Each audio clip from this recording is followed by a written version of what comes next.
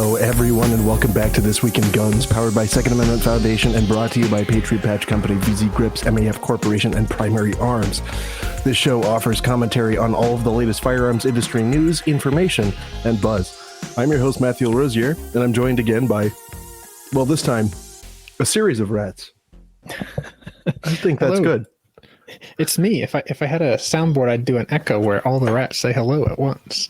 Something like, hello, from the rats. Something exactly like that. Yeah, that would be a good thing. So how's it been?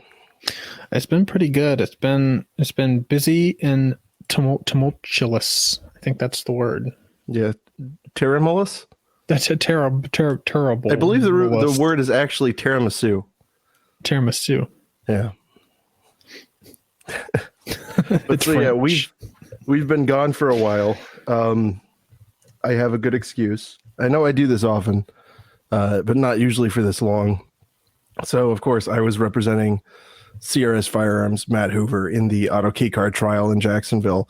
And that was a multi-week straight trial where it was just, 9-10 hour days straight, just in the courtroom, and then prepping for the next day. It was a lot of work. And as a lot of you guys know, that did not go the way it should have. So we're going to talk a little more about that, but worry not, there are still options, and there are things that we have on the table, and both myself and Mr. Hoover feel very strongly about this case. So we'll cover that for just a little bit. But first, let's talk about the sponsor, Primary Arms. Whoa. Well, they added a whole lot of crap to StreamYard. I'm not used to this yet. Look, free hat sale. It's just like Team Fortress. That's true. Team Fortress, true. Shop now, receive a free hat with every purchase all week. Valued over $32 million, 6.5 Creamer. But yeah, Primary Arms, a long time sponsor of the show. You can go with code Firearms Radio. That's the new code. As always, go to firearmsradio.net/PA for the up-to-date deal. Of course, right now it is a free mount with the GLX 1 through 6x24 first focal plane rifle scope. That's a great scope, and you get a free mount with the code. Always check out that website for the most up-to-date deal. It's primaryarms.com. Check them out. Woof. So yeah, I guess first up, let's talk about this. It's received a fair amount of media coverage, and a lot of people on YouTube posting their opinions of what happens, of course, before any actual information is released on what actually happened at the trial. But it was a long trial where we successfully got all of the government witnesses to admit that basically the thing didn't fall under the definition of a machine gun. Yep. So the thing to understand here is that he was charged only under one clause of the machine gun definition, which was combination of parts designed and intended for use in converting a weapon to fire automatically. On cross-examination, myself and lawyers for the other defendant successfully got the ATF and every other government witness to admit that the auto key card was a single homogeneous piece of steel with a drawing on it. We covered that the depth of the drawing was about 1/1000th of an inch. It came out on cross that the DXF file that was originally drawn for this could not even be used in a laser cutter because it had open loops. It came out that the government agents, the only one that they ever saw working was cut out by the ATF's own expert, who admitted he did not follow the lines and that it wasn't working correctly. It's a clown world. It's so in federal criminal court, it's a very uphill battle for defendants, and it really shouldn't be that way, but that's just how it is. And we were all thinking, well, this is obvious, but again, a lot went into this. We fought incredibly hard. Matt was happy with his representation, and of course I'm talking to him constantly, and he's excited about the appeal because we're not letting this go. But at the end of the day, the jury convicted the owner of the auto keycard website of all 12 counts, and Matt Hoover was convicted on 5 counts. So he was found not guilty on several counts, which itself is also interesting. Right. Which was the concern, right? The concern is the government that can just keep saying machine gun, machine gun, machine gun, machine gun. And I guess that can be hard for people to unhear, but it was like systematically demonstrated and proven. It was a total clown show that the thing was a single chunk of steel. Right. And the whole case was, frustrating to hear unfold, the little tidbits of information we had seen leading up to the trial. Like the ATF was going to say this is a combination of parts, and the whole time it's like, man, this doesn't make any sense. Like how are they going to pull this off? And then the details throughout the trial, like, oh, they didn't pull that off. They just sat there and straight up said one part is a combination of parts. What about it? Just like the law says this, but we would prefer it didn't, because it would be devastating to our case if we had stuck with what the law actually says. Right. And then, to top off that frustration, right? Of course, there's the frustration that the jury, for some reason, sided with the ATF, which was ridiculous. Yep. And then, the frustration then on top of that was, in the usual sort of clickbait fashion, everybody sort of wanted to have the first video about the results of the trial, and there was a bunch of people just like, completely wrong conclusions drawn about the trial and all sorts of like patently bad information. Right. But there were, not to say that every video was bad. I didn't hate the one that Mark Smith did, where his analysis, which he hadn't, of course, has seen nearly is all the information.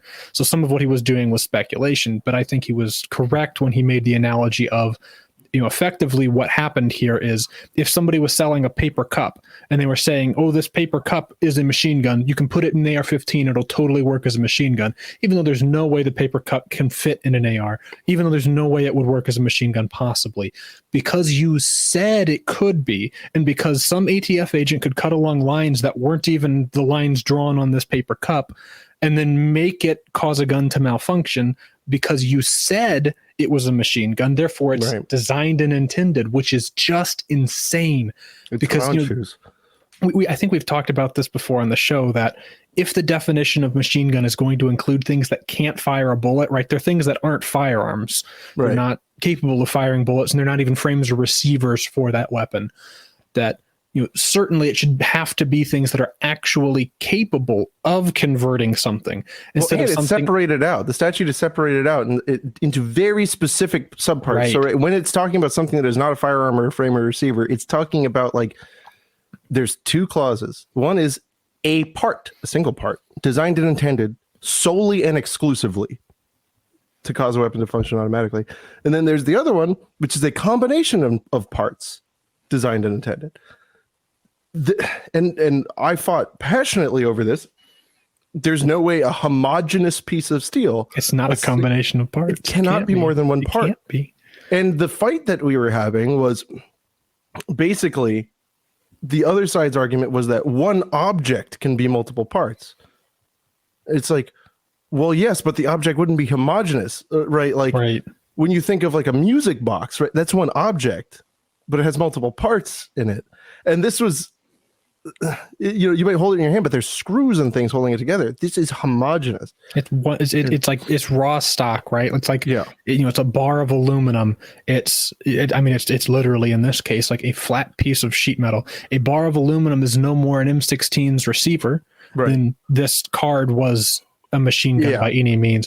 And then the part that just boils my blood is that, down in the nitty gritty details, this thing wasn't designed and intended to convert a gun to be a machine gun. The thickness of the steel was wrong to make it work as a lightning. Well, like that alone. The manufacturer never called, and this came out, never called out thickness. Right. It was never specified. You just handed over the DXF and told them to put it on whatever. It was cheapest. Like it's on the wrong thickness of steel, right? It wouldn't work as a machine gun. The actual lines, the drawing on the thing weren't right. It wouldn't work as a machine gun.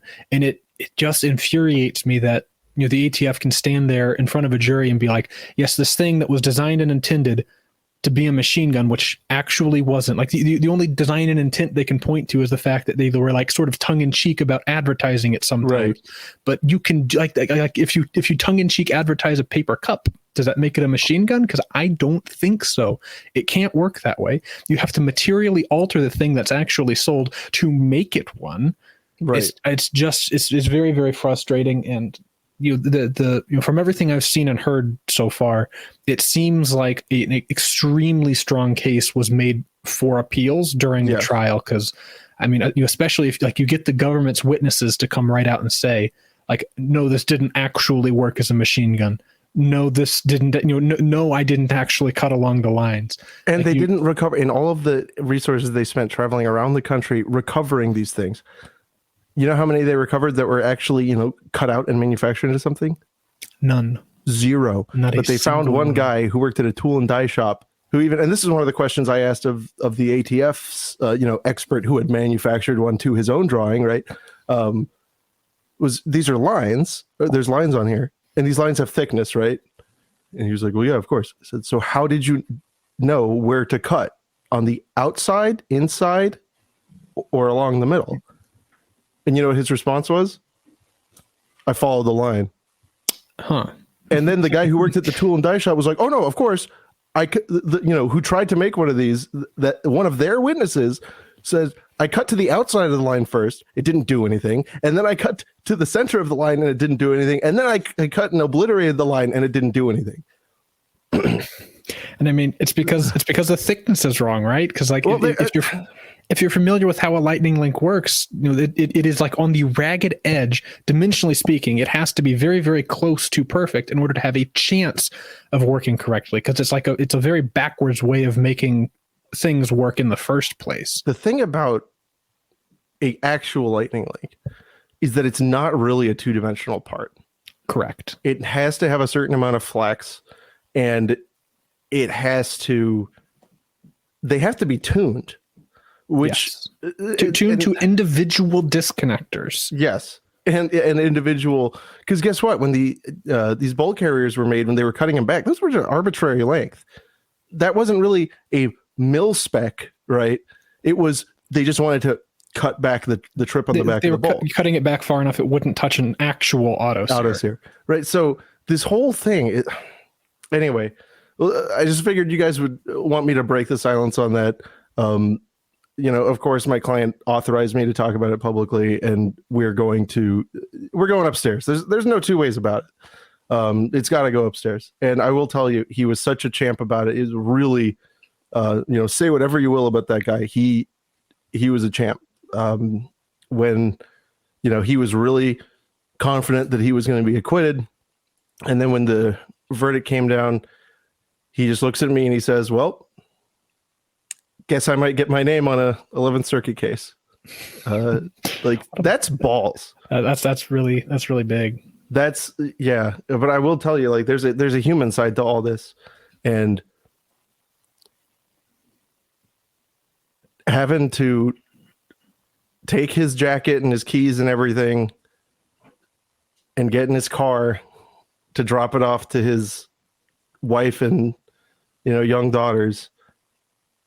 That's something that people don't.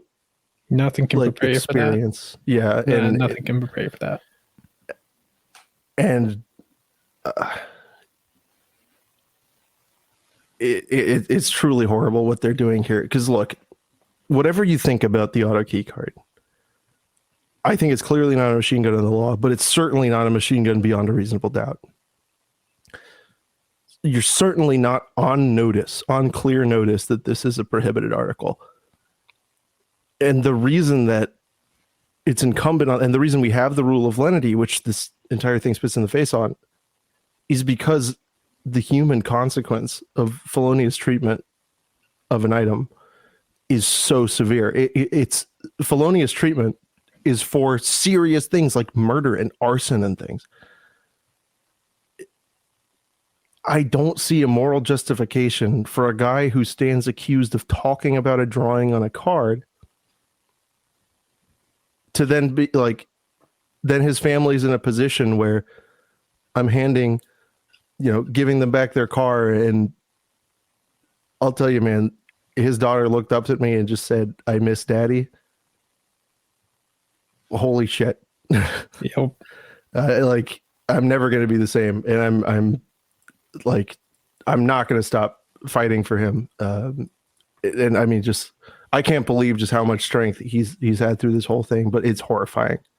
Like over a card, which, for the record, the ATF was so concerned about these cards that they went out of their way to collect 6 of them total and be like, the rest are fine, they don't matter. They contacted 40 something people. Of the thousands and thousands they alleged were sold. Yeah. They contacted 40 something people. So the first, and they had their little code names, and there's Operation Lightning Strike, right? Which is that's terrible. It's so awful. And then they had Operation Auto Keycard Retrieval, where they wandered around, picked up a handful, and then literally admitted on the stand, stopped because they determined it was not a priority. And I'll just tell you, for a week and a half, we had witnesses from the Postal Inspection Service. We had 5 different people from the Post Inspection Service to sitting here and say, "Well, they mailed him. This is his car when he went to the mailbox." For all this time. And then you know how much, 2 weeks, I'm telling you. And you know how much evidence they had that this thing was a machine gun?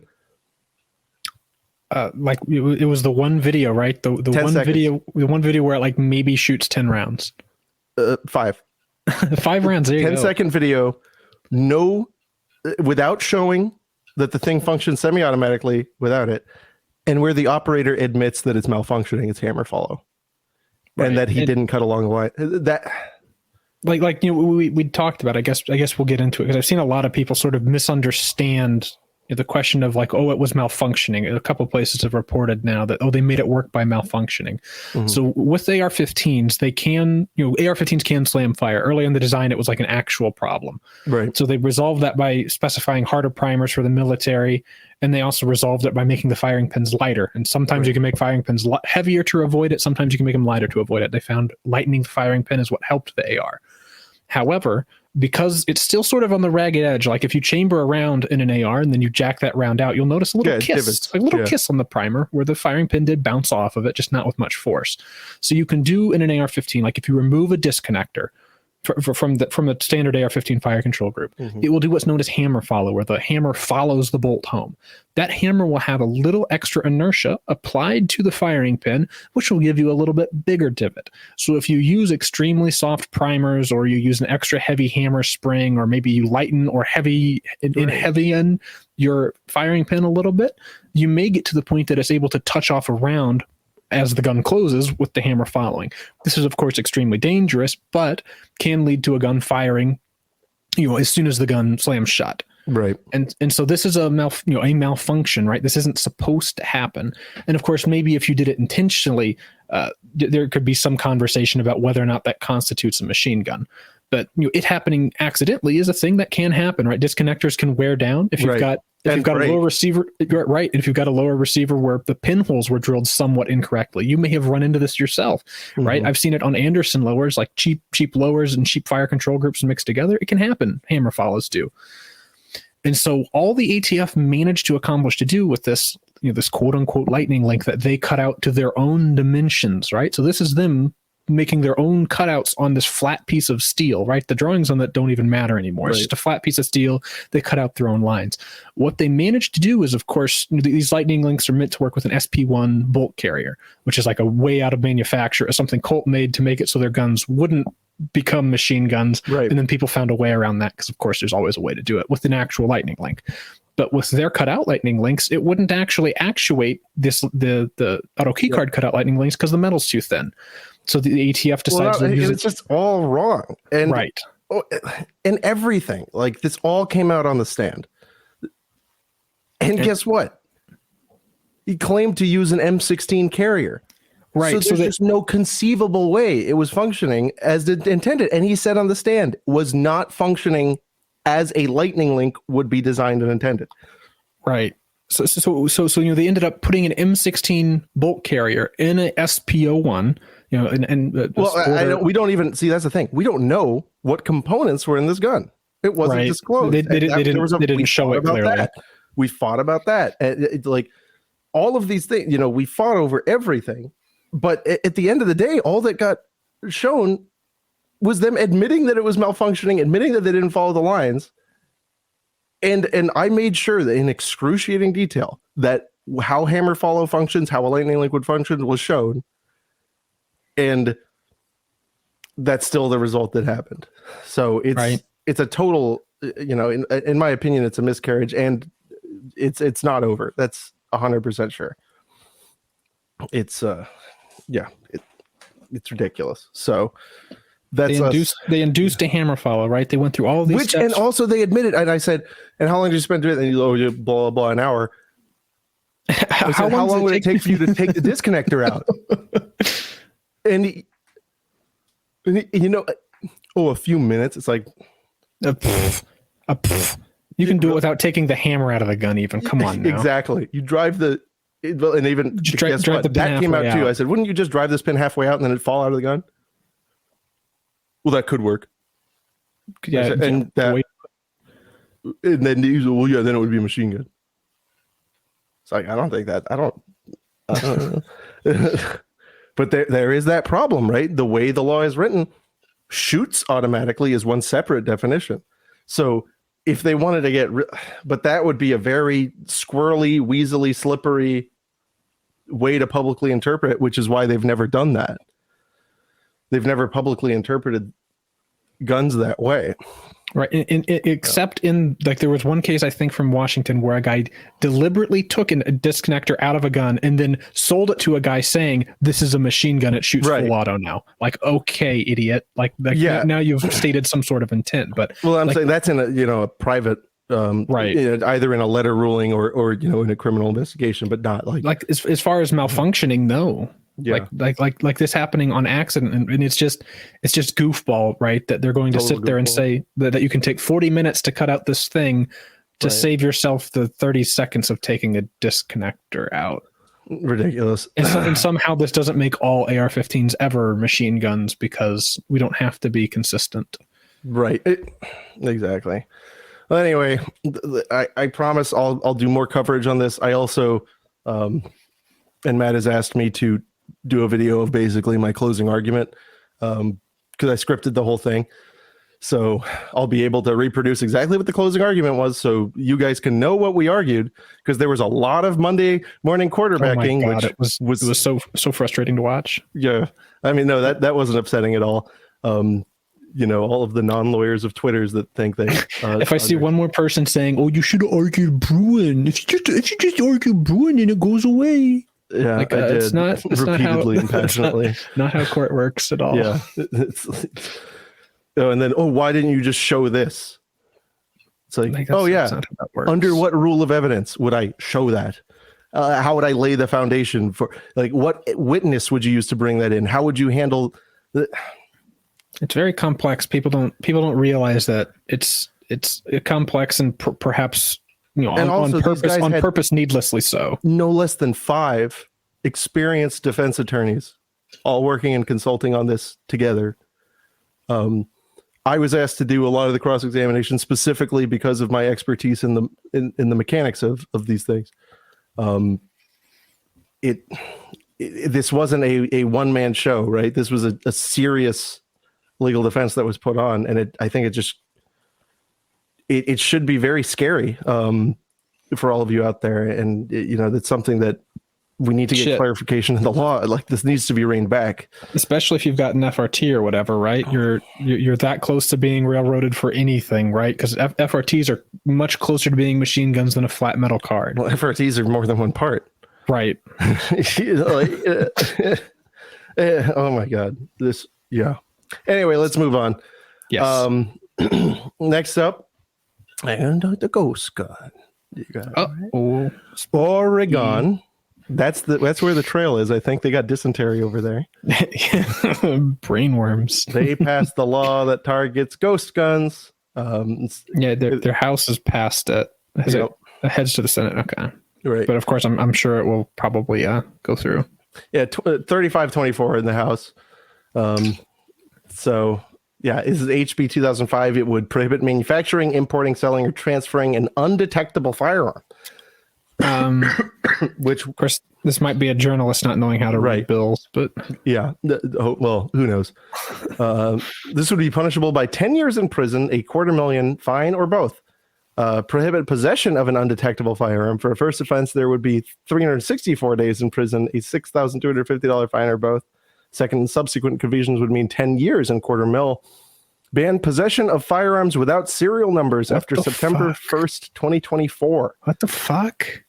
There would be defense available if the person can prove they bought the gun before this date or they willingly gave it up before being prosecuted. That's funny. Require gun dealers to conduct background checks before selling, giving, or transferring an unfinished frame or receiver. And ban people under 21 from possessing firearms or unfinished frames or receivers.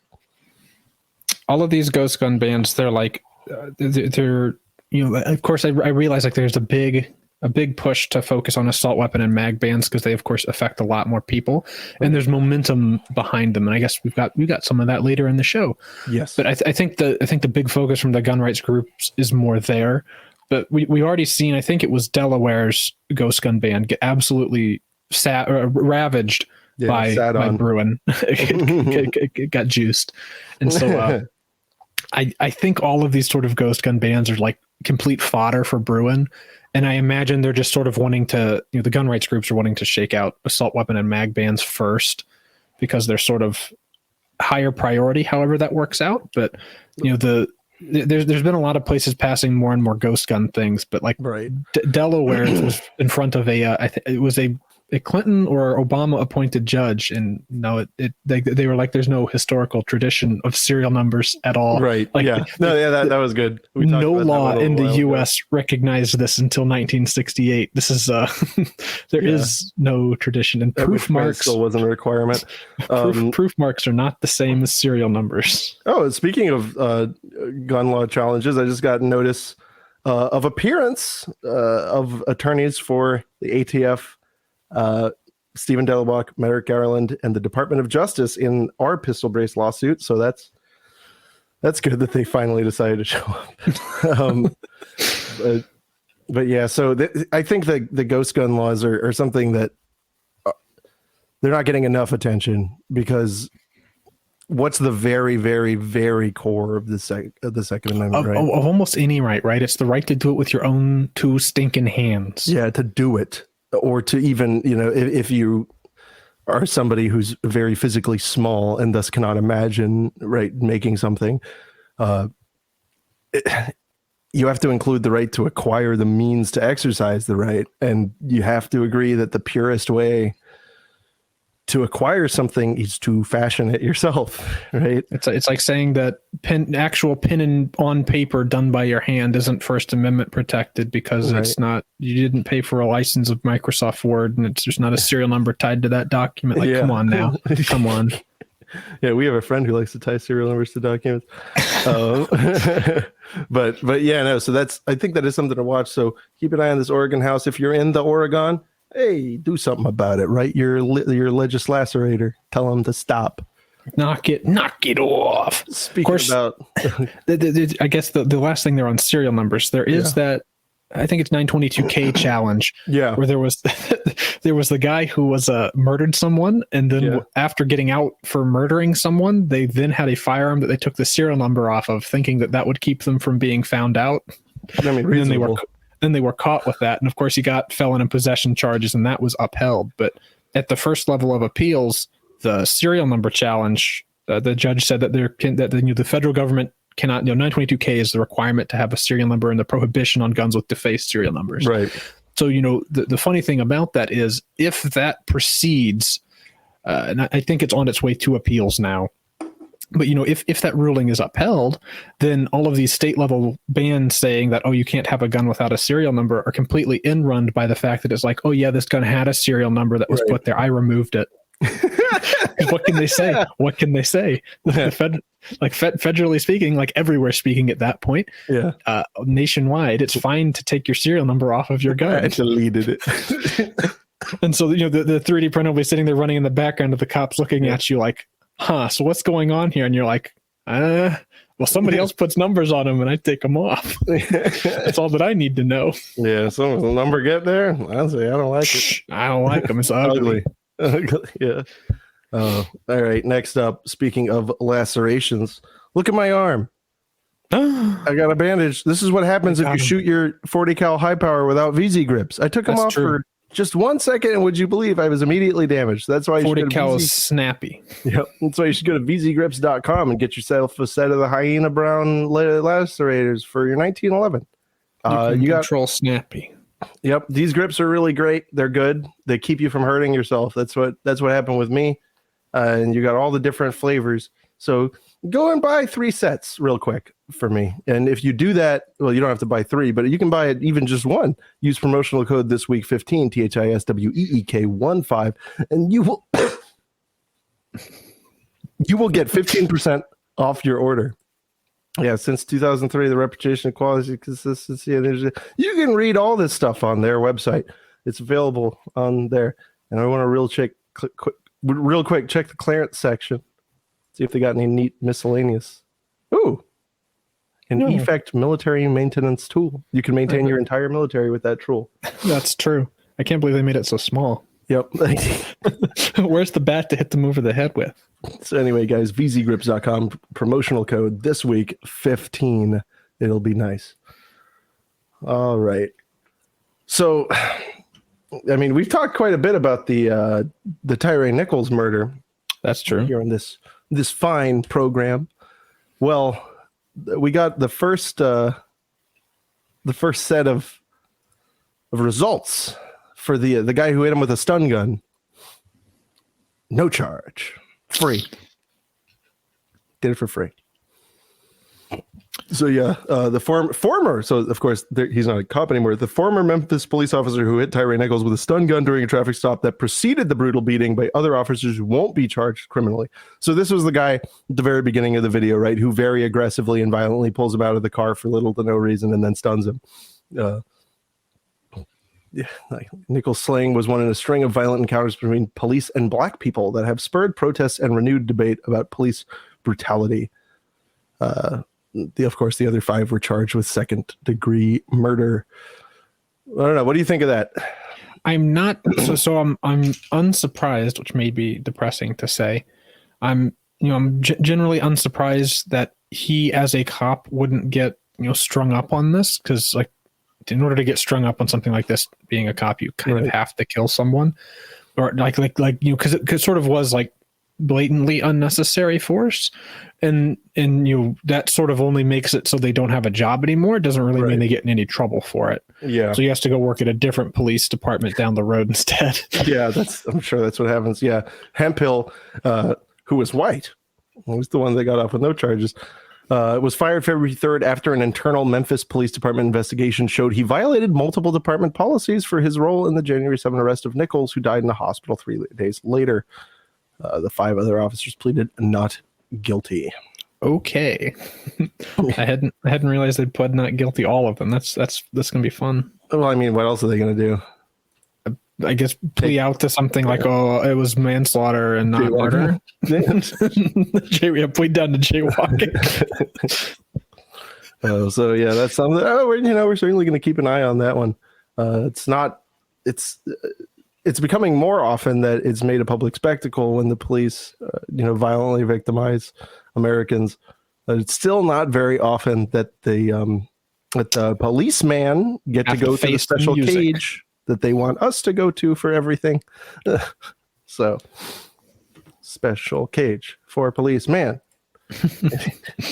Is that ideologically inconsistent? I think it might be. What, wanting them to go to the cage? Yeah. No.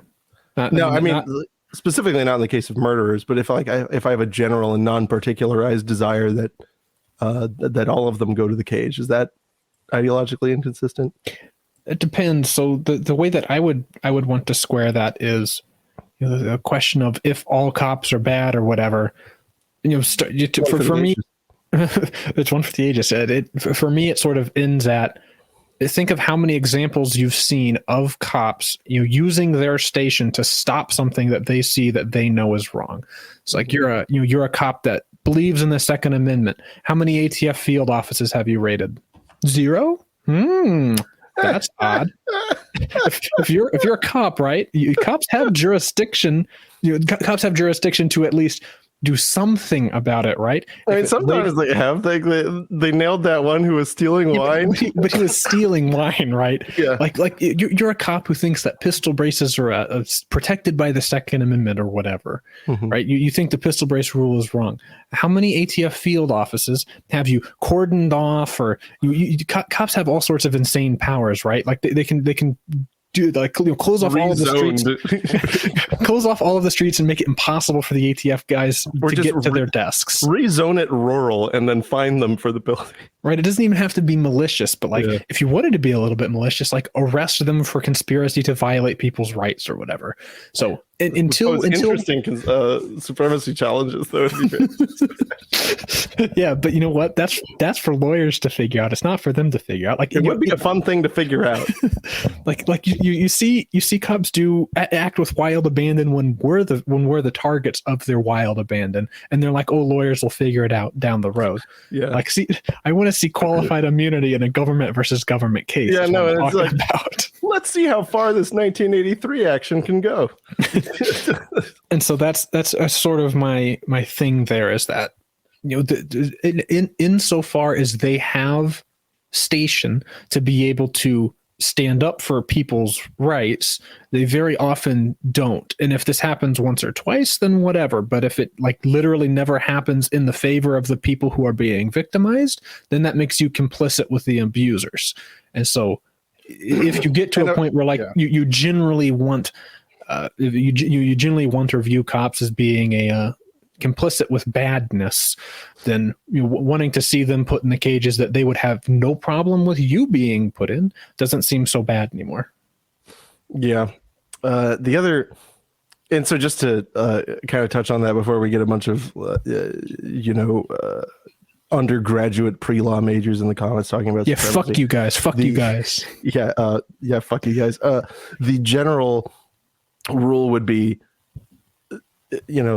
state and local law enforcement cannot actively thwart federal law enforcement, but they can just not help, right? And I think that's what really shows in a rights respecting police department versus one that does not, is their willingness to help with not just ATF but other federal agencies, because their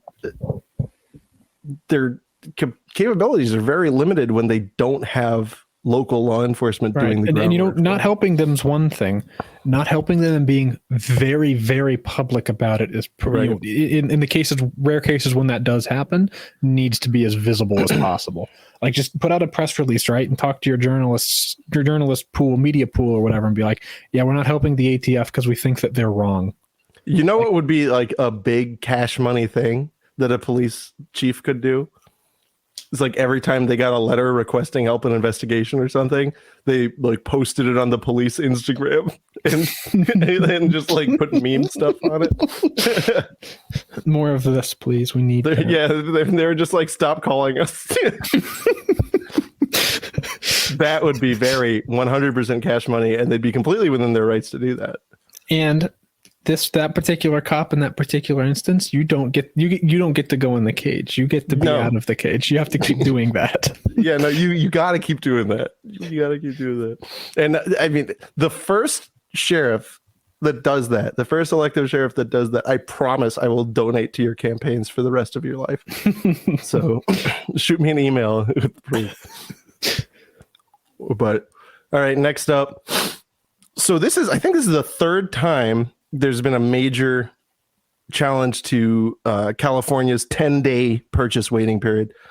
Of course, there was a big one that got denied cert at the Supreme Court, but was looking pretty promising. That was the Sylvester v. Becerra case that was involving an individual who had already owned multiple firearms, and it was declined to be revisited or visited by the Supreme Court. Well, now post-Bruin groups are suing in San Diego to overturn the same waiting period. So the lawsuit filed Monday claims that a right delayed is a right denied, and that the 10-day waiting period is enforced even when a state database can confirm a person is eligible to buy a gun within minutes of submitting an application. The suit names California Attorney General Rob Bonta as lead defendant. So this will be interesting, right? The landscape is very different than it was in those previous cases. It is still the Ninth Circuit. So does California have a permit to purchase at all? I forgot. I don't remember. My point being, waiting periods in states where there's permit to purchase are like pants on head, house on fire, don't care, stupid. Like, right. Wow, that's dumb. Because the notion anytime that me being from Illinois, who are familiar with our way too long, like 3-day waiting period. And like the joke that's made every time at every gun store everywhere in the state is, I'll be back in 3 days when I'm not so angry I'm going to kill someone. Like, it's just so stupid, right? Like, oh, I'm so angry now that I'm going to go through all this paperwork and buy a gun, even though I've got like $1 million back at my house. Right. And that in 3 days, I'm not going to be mad enough to murder someone anymore. Yeah, like that's I needed that new one. I needed the specific one that's for that. I needed the murder special. The one that was marketed for that. The one that I literally just bought, because that's the best gun to do a crime with, is one that was just purchased, because they won't even be looking for that. Yeah. Like, they won't be going around to gun stores in the area saying, was anybody in here? They don't do that. They never do that. That would be ridiculous. Like, that's not like easy evidence to be used against you later. No. But like, so on its face, like, maybe this stops people who are thinking, who have ideations, right? I hear that's the one thing that it actually right. So for people, for a person who doesn't already have a gun, it might make sense. But in a state where you've got a permit to purchase, right? You've already gone through like your 90 days waiting to get this stupid permit or whatever, right? And so now that you have the permit, presumably you have a gun or can get a gun, or you've waited 90 days already. Right. If you were feeling suicidal and didn't stop being suicidal after 90 days, I don't think another week's going to make a difference. But and again, like, it's another one of those things where like they put criminal penalties on people who don't do things instead of like, there's a high road here that could easily be taken where you could make it as simple as require gun sellers ask a question like, how are you feeling? How would you rate your mental health? Yeah. And they make you wait 3 days if you say it's not good. Like, there's a million different ways they could tackle this that have a chance of being helpful besides just being a burden, and then criminal liability for people who really don't need to face criminal liability. Well, so the funny thing is they always want to pretend that this is going to be helpful in addressing violent crime, when even though I feel like the self-harm prevention aspect of it was a secondary unintended result. Correct. It's justification after the fact. But they won't even actually engage with that. You know what I mean? Right. Because they have to force this public safety narrative. Right. It's about stopping. It's about stopping the crims from doing the crimes. Yeah. And of course, it's worked exactly 0 times. And that's why it was so interesting looking at these states that have waiting periods. And there was recently data that came out that referred to crime guns. Right. And it was guns that were used in a violent crime. And guys, a little cheat code if you're an anti-gun person trying to push fake statistics. Self-harm with a firearm is violent crime with a so and it went down into like, oh, what guns were they buying? And guess what? The only crimes that's committed with brand new guns is self-harm. And we actually found out that in California, the overwhelming majority of these guns that were used for self-harm were revolvers. And that's because, and then, you're like, okay, but why is that? And then you look a little deeper and it's like, oh no, they're literally just going into the gun shop and buying the cheapest one that they can find. Because in California, that would turn out to be a revolver. Yeah. And most of the time. Like, you get fascinating data, right? That is then that you can actually learn something from. You could use that to guide public policy at some rate. Yes, you could actually learn something from, and then they torture it into, look at all the violent crime we stop. It's like, no, you fucking didn't. No, you didn't. Man, you know what you did? You found out that old white men, when they get very sad, turn to the first tourist they see to do something bad. Like, that's what you found out. Congratulations. And it's interesting data, but it's also unsurprising, right? Right. I mean, it all is one of those things where, like, yeah, you hear it and it makes sense. Right. Anyway, but these lawsuits are important. Speaking of lawsuits are important, Second Amendment Foundation, as you all know, is a channel partner. If you want to support their work, you can go to bit.ly/SAFbusters. That's my special code so that they know I was being a good boy.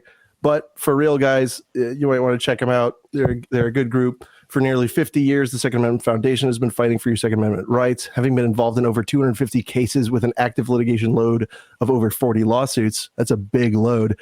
SAF has the expertise and experience necessary to fight government overreach and challenge unconstitutional laws like the ones we're talking about right now. SAF, winning firearms freedom one lawsuit at a time. To learn more or donate, check the link in the description below or go to bit.ly/SAFbusters. And I will say, this is the only national group that actually materially reached out and wanted to help with the cases that I've been involved in. So good on them for that. And they also, I think, they made me a adjunct scholar because I'm so smart. They're like, this guy read a lot of book. They don't know I can't read. Don't never let them know. No, it's just Microsoft Sam, man. It really helps. Next, actual headline. They're making it so easy. Here we go.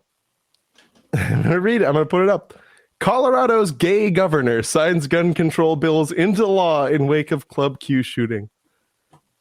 They went for it. He went straight for it.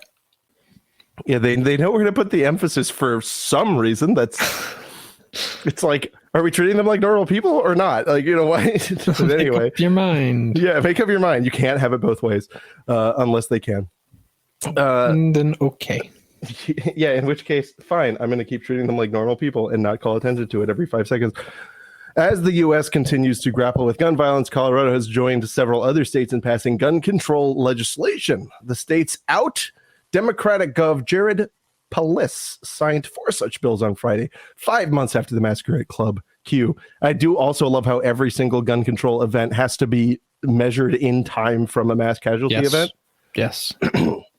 So we're raising the age to buy a gun from 18 to 21, and that's a good idea, right? Because people who are economically disadvantaged, they're the ones that are most likely to be violently victimized. And so systematically, people who are living on their own between the ages of 18 to 21 generally have the best job they're ever going to get in their life.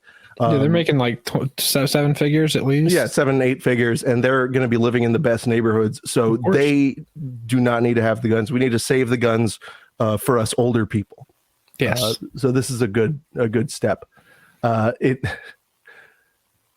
creates a 3-day waiting period between buying a firearm and then getting it. It expands the state's red flag law, and it removes certain legal protections for companies if their guns have defects. And look, let's read. Today, we are taking some important steps to help make Colorado one of the 10 safest states and building upon the ongoing work to make Colorado communities safer. Last year, I was proud to sign a comprehensive public safety plan of action into law to put Colorado on track to becoming one of the 10 safest states in the nation. And this legislation today will improve public safety and reduce gun violence. I thank the bill sponsors for bringing this common sense legislation to my desk. Whatever, dude. It's bad. So the thought that's always struck me is that it's an interesting cornerstone between statistics and then the way the courts view things and the Constitution's written is another one of the corners that meet up there, as well as the pro-gun advocacy side. It's specifically the things you just spoke to, really, where statistically speaking, restrictions on 18 to 21-year-olds would have some positive impact on reducing the number of shootings, of course, while also disarming the people who would then most be likely victims of those shootings. Yeah, while the Constitution and courts are like unquestioned, like every time that this has been looked at, it's the Constitution and courts have been very, very clear. I guess except in the case of Florida, but that one's getting reviewed. Well, aggressively mishandled. Right. Yeah. I believe it was like that circuit itself decided on their own they were going to unbonk it. So right. That's usually a sign that something went very awry. Yeah, they had a time. It's a very interesting cornerstone where it's like a gun safety policy, quote unquote, that probably would have measurable impact, that the courts are like, hell no, that's never going to happen. And then, just as strong, but we must save lives, a justification going for it has against it. Right. And so it sort of finds itself in a weird spot, but certainly all of these bans are no good, especially the ones that make it even worse to me are the ones where it's like, yeah, the people in these states can own guns, like, oh yeah, you can own a gun at 18, but you can't carry it. Yeah, and of course, why would you do that? It's federal law that really craps that up, because federal law makes getting a handgun a 21-year-old thing, which is just ridiculous. It has never made sense. Of course, handguns are more precluded to be used in crime, yeah, whatever. And when it comes to carrying them, it's the thing that you're most likely to be needing to defend yourself with, because we can't be expecting all 18-year-olds to walk around with long guns.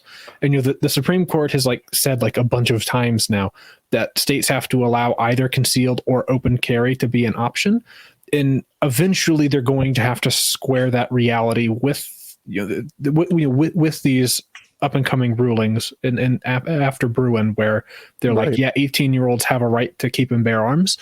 Like, how novel is that? Adults have rights. That eventually they're going to have to square the inconsistency there with the federal law saying you have to be 21 to buy a handgun, but all of right. Which, how did that ever go through? It's very weird, but I think that's going to be another thing that gets adjusted before too long here, where the Supreme Court says you have to allow your right to carry open or concealed. But then if the federal government says, 18 to 21-year-olds, you can't actually buy a handgun. Right. That's of course the federal government will say, they can buy it third party or whatever, but no, because you want to make that even still as hard as possible. So, save us the grief. No, you have to jump through our funny maze. Look, you can get it over here. I think eventually that will be squared in the courts. Perhaps. And I have to imagine the way that gets squared is before too long, 18-year-olds will be full adults. That's another thing that makes it difficult, is because the cases always wind up getting mooted because these people age out. Yes, which is another reason Article 3 was a mistake in our Constitution. The courts are a little bit stupid in that regard. Everything is stupid, and I hate this world. Moving on. Oh, hang on. So we have game theory real quick with our article. Oh, and guys, sorry I'm sniffling this whole time. And that's also one of the other reasons I've been so quiet. As soon as the trial was done, I got an intense sinus and respiratory infection that made it almost impossible for me to speak. I still sound a little stupid, but yeah, I'm sniffling and being dumb on the camera. So what were you saying? So game theory wise, what the government should do is impose a tax of 100% of income for people between the ages of 40 in 1 month and 40 in 2 months, right? Because Article 3 is going to absolutely demolish them trying to say you can't do that.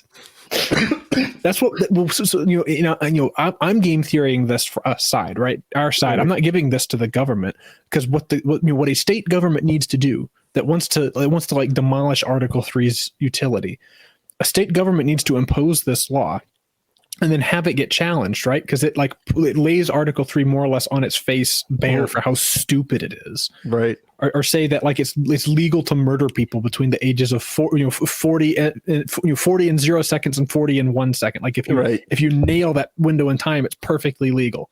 And then have somebody challenge that and say, no, you can't do that. And then you have somebody try and moot it I'm in danger because the state government said I'm in danger. Right. But the problem is, there's a couple doctrines to get around this. but they apply them so narrowly, right? Like this is what happened in the abortion cases. It's the doctrine of capable of repetition and evading review. Right. But they're so hesitant to engage with it.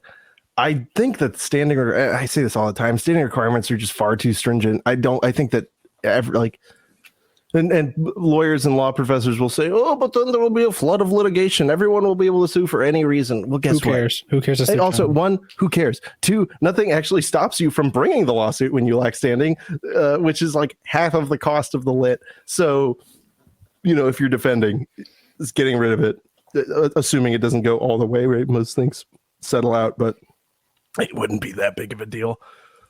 Except for the government, who would have to actually stand and face all of the dumb stuff that they do that they shouldn't. Jobs and be efficient. Oh no. Right. Yeah. And stop it and stop violating our rights so hard. So yeah, we got a good Florida story now coming up. Man cites Florida's new gun law after accidental discharge in Flanagan's bathroom. It happens. I remember the last time that happened to me.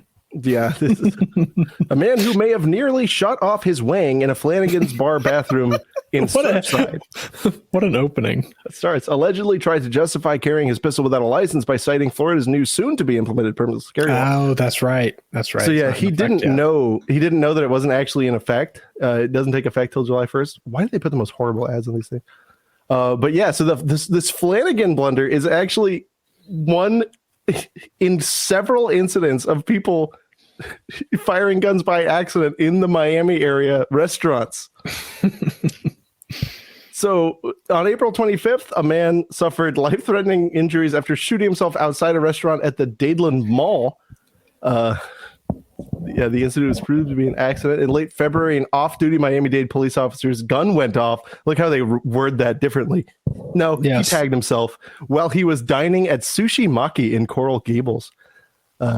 Last November, a Homeland Security agent tagged himself and his friend at a wine tasting event in the Gourmet Market in Doral. Police say the agent got up from the table when his gun fell to the floor and went off, striking him and his friend in their legs. That's good. Interesting.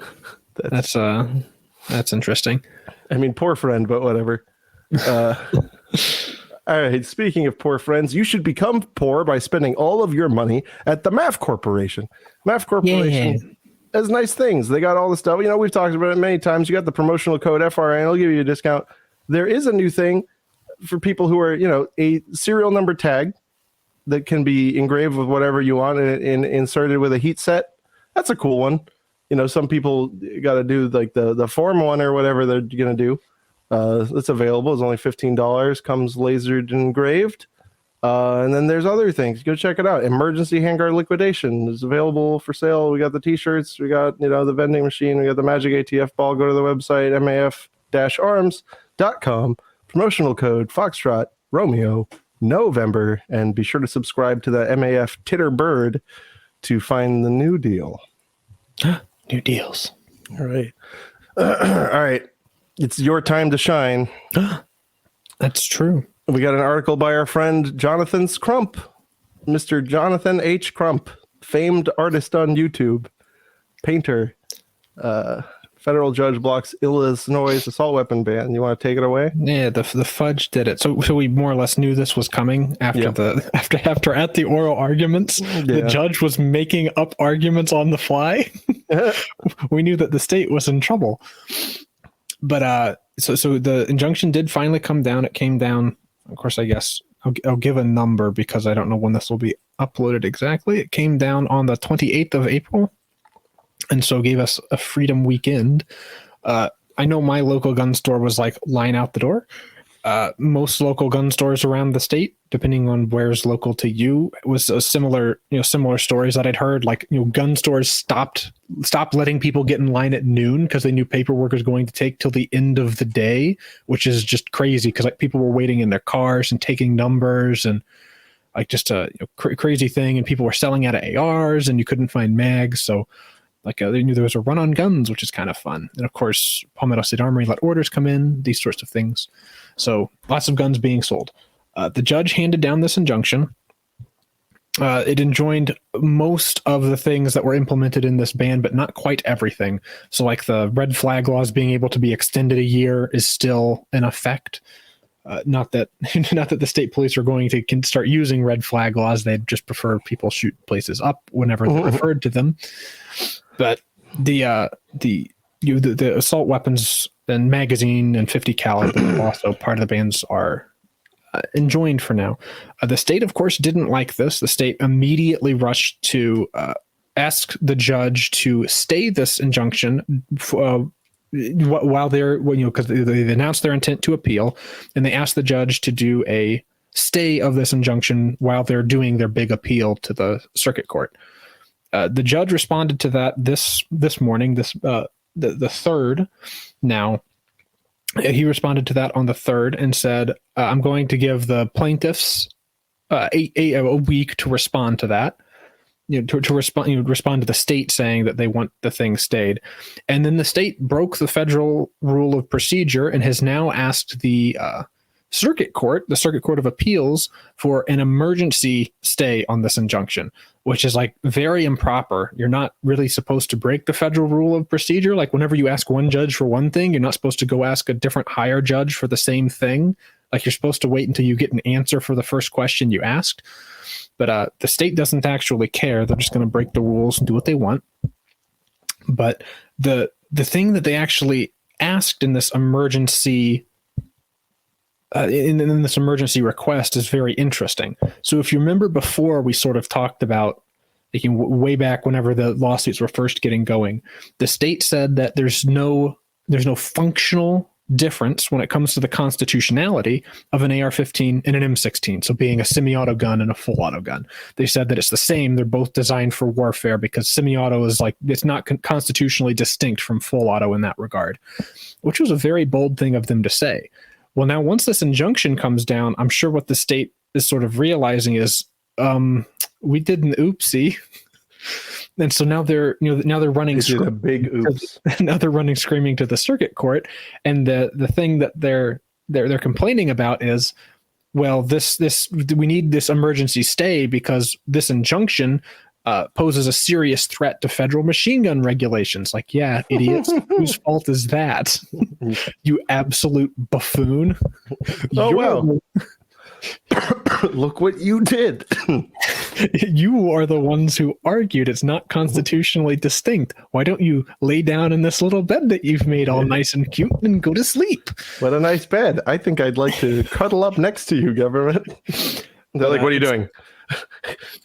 The everything will be ongoing, and I guess because this federal rule of procedure has been broken, we're not sure exactly when we'll know if this stay is sticking around.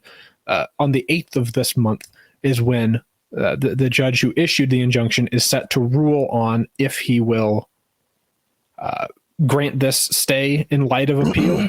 Right. But it seems very like reading his brief was excellent, by the way. Even if you're not a super law person, it was fairly not confusingly worded as far as these things go. But he essentially smacked the state down hard. The most banger line out of the whole thing is he said that it was evident to him that the state did not consider constitutional rights at all in passing the ban, which is like, that's not the thing the state wants to see a judge saying. Right.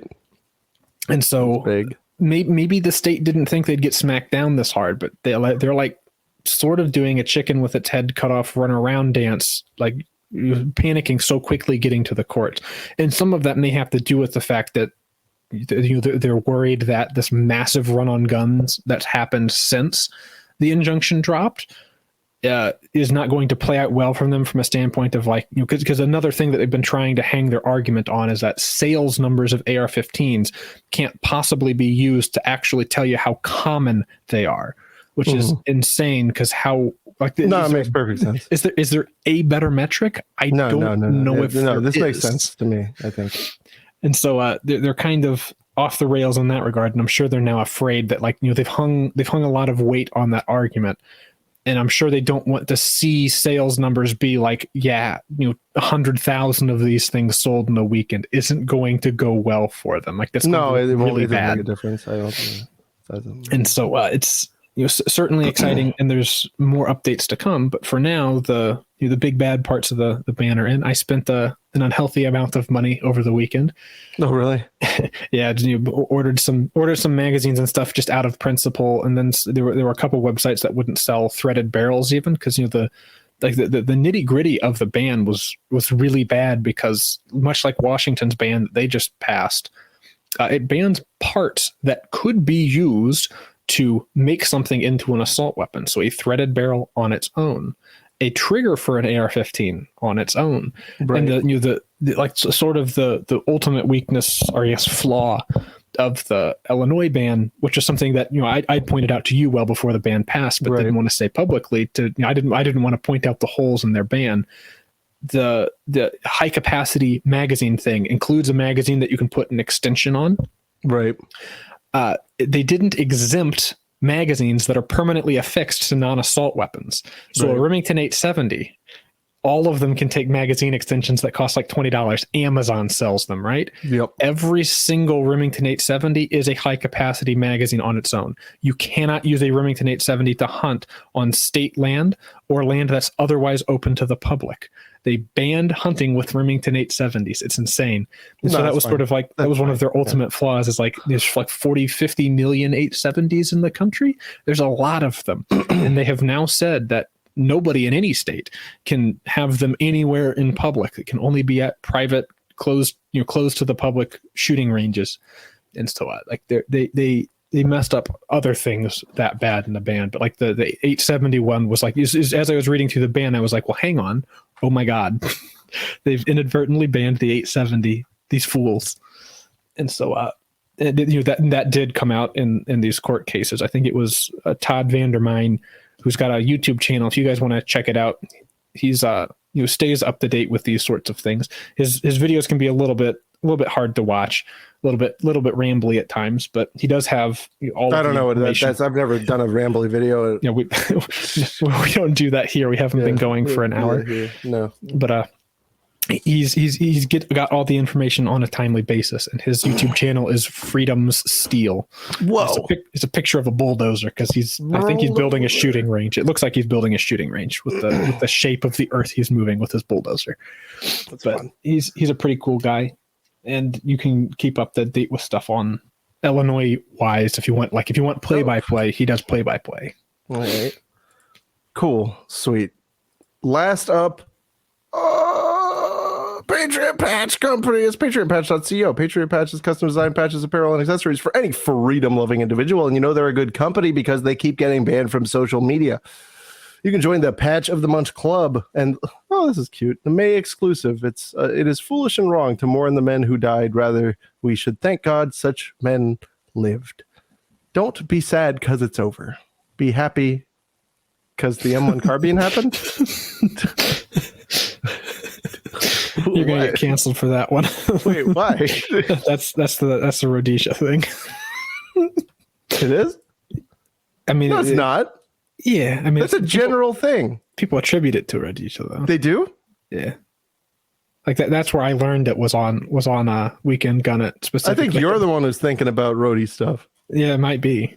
I've been exposed. Now I'm canceled. Yeah, you gotta. No, I hate the FAL. FAL's bad gun. G3's better gun. There, I'm absolved. Okay, all right. Anyway, patriotpatch.co, promotional code TWIG10. You're going to get 10% off. You can purchase the patch, the stickers, the signs, the cleaning mat, the accessories, the sale, and the wholesale. It's all available on patriotpatch.co. They have supported the show for the longest time, and so you should check it out and be nice to them. Anyway, guys, that is it for this current broadcast. And as always, we will see you next time. Bye-bye. Bye.